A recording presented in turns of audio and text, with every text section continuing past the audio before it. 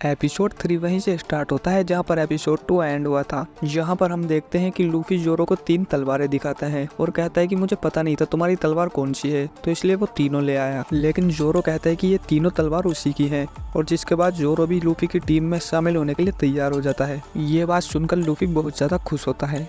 ये सब देखकर कैप्टन मॉर्गन और उसके साथी बहुत हैरान रहते हैं और पूछते हैं कि आखिर यहाँ ये सब हो क्या रहा है। जिस पर कैप्टन मॉर्गन कहता है कि ये कोई आम बच्चा नहीं है, इसने जरूर से ही डेविल फ्रूट खाया होगा। और वो बताता है कि डेविल फ्रूट एक ऐसा फ्रूट है जिसे कोई खा लेता है तो उसके अंदर कमाल की शक्तियाँ आ जाती हैं। ऐसी शक्तियाँ जिसके बाद आग भी उसका कुछ नहीं बिगाड़ सकती और अगर वो चाहे तो पानी में भी सुनामी ला सकता है और भी बहुत सी शक्तियाँ। लेकिन उसके बाद कैप्टन मॉर्गन कहता है कि जाओ, अगर इनके ऊपर बंदूकें काम नहीं कर रही तो इनको तलवारों से काट दो। जिसके बाद उसके सारे आदमी तलवारें लेकर उन पर हमला करने के लिए आगे बढ़ते हैं। लेकिन इधर लूफी जोरो की रस्सियां खोल देता है और जोरो अकेला ही उन सबसे लड़ने लगता है और कहता है कि मैं तुम्हारी टीम को ज्वाइन करने के लिए तैयार हूँ और उसके साथ ही मैं अपना सपना भी पूरा करूंगा और मेरा सपना ये है कि मैं दुनिया का सबसे महान तलवारबाज बनना चाहता हूँ। यह सुनकर लूफी भी बहुत खुश हो जाता है और अपने पैर को लंबा करता है और उन सभी सोल्जर्स को एक ही पैर में नीचे गिरा देता है। जिसके बाद लूफी कैप्टन मॉर्गन की तरफ जाता है उससे लड़ने के लिए। कैप्टन मॉर्गन के एक हाथ में कुल्हाड़ी फिक्स होती है और उसी से वो लूफी पर हमला करता है, लेकिन लूफी उसके सारे हमलों से बच जाता है और लूफी कैप्टन मॉर्गन के मुंह पर एक पंच मारता है। लेकिन इतने में ही कैप्टन मॉर्गन का बेटा कोबी पर बंदूक तान देता है और वो लूफी से कहता है कि अगर उसने उसके डैड को नहीं छोड़ा तो वो उसके साथी को मार देगा। लेकिन लूफी अपने हाथ को लंबा करता है और कैप्टन मॉर्गन के बेटे के मुंह पर एक पंच मारता है। तभी कैप्टन मॉर्गन लूफी के पीछे से आता है और उस पर हमला कर देता है, लेकिन जोरो उसे रोक लेता है और कैप्टन मॉर्गन को बेहोश कर देता है। और हम देखते हैं कि कैप्टन मॉर्गन के बेहोश होते ही उसके साथी बहुत खुश होते हैं और अपने हथियार फेंक कर चिल्लाते हैं कि अब से हम आज़ाद हैं। दूसरी ओर हम देखते हैं कि वो ऑरेंज बालों वाली लड़की चुपके से नेवी बेस की तिजोरी तक पहुंच जाती है और उसे ग्रैंड लाइन का मैप चाहिए होता है और यहाँ पर भी वो उसे ही ढूंढने आई होती है।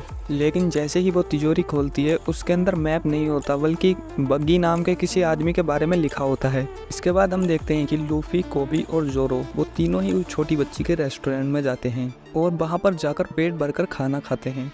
जिसके बाद जोरो लूफी से पूछता है कि उसकी टीम में हम दोनों के अलावा कौन कौन है।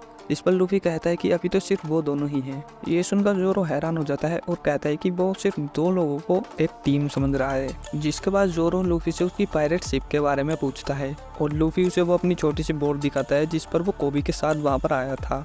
इसके बाद नेवी के कुछ लोग वहाँ पर आते हैं और वो उन दोनों से कहते हैं कि वो दोनों पायरेट हैं और उनको यहाँ से निकल जाना चाहिए। हालांकि वो लोग जानते हैं कि उन दोनों ने उन सभी को कैप्टन मॉर्गन से बचाया है और इसके लिए वो उन दोनों का शुक्रिया भी करते हैं। क्योंकि वो लोग नेवी ऑफिसर्स होते हैं इसलिए उनको बताना पड़ेगा कि वो दोनों पायरेट्स हैं और यहाँ पर रुके हुए हैं, इसीलिए वो लोग उन दोनों से वहाँ से जाने के लिए कहते हैं। इसीलिए टाउन के लोग नेवी ऑफिसर्स पर गुस्सा हो जाते हैं और उनसे कहते हैं कि तुम लोग ऐसा कैसे कर सकते हो, इन लोगों ने तो हमें कैप्टन मॉर्गन से बचाया है। इसके बाद लूफी वहाँ से जाने का फैसला करता है और लूफी एंड जोरो वहाँ से जाने लगते हैं, लेकिन कोबी वहीं पर खड़ा रहता है। इसलिए नेवी ऑफिसर सोचते हैं कि शायद ये भी उन्हीं का साथी है। असल में कोबी नहीं दिखाना चाहता था कि वो भी लूफी के साथ ही है क्योंकि उसे नेवी ज्वाइन करनी थी। अगर नेवी वालों को पता लगता है कि वो भी लूफी के साथ है तो वो लोग सोचते कि कोबी भी एक पायरेट है और वो उसे कभी भी नेवी ऑफिसर नहीं बनने देते। लेकिन यहाँ पर नेवी वाले कोबी को लूफी का साथी ही समझ रहे थे। तभी लूफी कोबी के पास आता है और कहने लगता है कि ये 2 सालों तक एल्बिटा के साथ था जो कि एक बहुत बड़ी पायरेट है। ये सुनकर कोबी को बहुत ज़्यादा गुस्सा आ जाता है और वो लूफी के मुंह पर एक पंच मारता है। इसके बाद लूफी भी उससे लड़ने लग जाता है जिससे कि नेवी वालों को यकीन हो जाता है कि ये दोनों साथी नहीं है। असल में लूफी ने ये सब जानबूझकर किया था ताकि वो नेवी वालों को यकीन दिला सके कि कोबी एक पायरेट नहीं है और इसीलिए नेवी वाले लूफी से उसको छोड़ने के लिए कहते हैं और उसे वहाँ से जाने के लिए कहते हैं। जिसके बाद लूफी और जोरो वहाँ से चले जाते हैं और कोबी भी ये समझ जाता है कि लूफी ने ये सब उसी के लिए किया है। इसके बाद कोबी नेवी ऑफिसर से कहता है कि उसको भी नेवी ज्वाइन करनी है और अगर वो उसे नेवी ज्वाइन करने देंगे तो वो उनके लिए सब कुछ करेगा।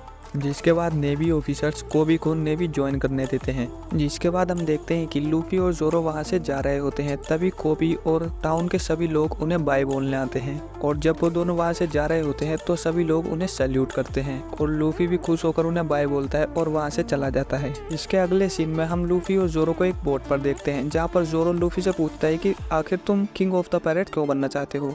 जिस पर लूफी कहता है कि उसने किसी से वादा किया है कि वो एक दिन वन पीस ढूंढेगा और दुनिया का सबसे महान पायरेट बनेगा। और यहीं पर यह एपिसोड एंड हो जाता है और इस एपिसोड के साथ ही वन पीस का पहला आर्क भी पूरा हो जाता है। वीडियो पसंद आई हो तो लाइक करें। आपसे मिलते हैं नेक्स्ट वीडियो में।